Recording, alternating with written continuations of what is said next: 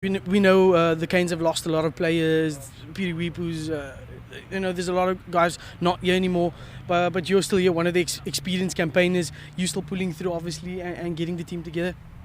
Yeah, I love the team, so I was sort of never an option for me to leave, just because something gets tough.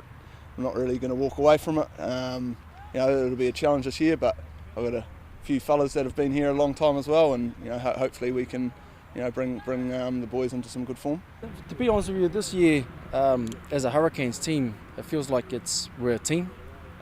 Normally we've had players that can make line breaks or score tries out of nothing, and we relied on those guys. We don't have a lot of them anymore. They've gone to different teams for whatever reason. So we know that we have to be as a team. We have to work hard for the guy next to us. You obviously know you're up against Bryan Habana on Saturday, a very experienced guy, but he's probably coming up against one of the best centres in the world, and he's obviously a winger. So, what have you read into that?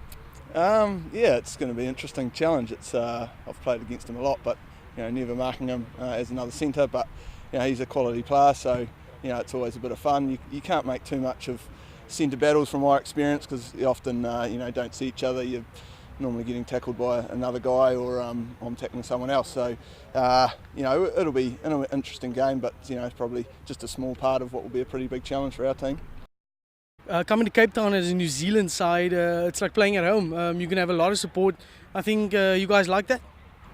Yeah, we like Cape Town in general. I think it's a nice place to visit, and I don't know if they support us. It's always a pretty daunting place to play at. You certainly know it when you're behind on the scoreboard, or when the Stormers are on a roll.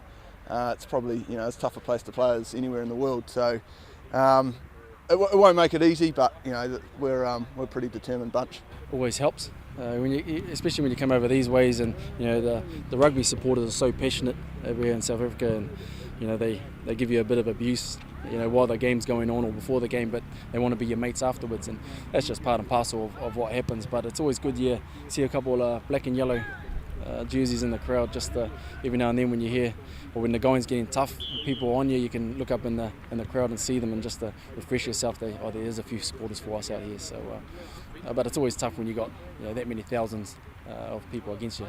Just lastly, where did you get that nickname from? Cricket. My fielding prowess in the covers. So Snakey is from cricket. You're a good cricketer, I guess. I played a lot of cricket when I was young, and coach thought I was very good in the field and cut a lot of balls off and looked like a snake in the grass. So that's where it came from. Do you have a nickname? No, Soup or CJ. CJ, Soup. Where does the soup come from?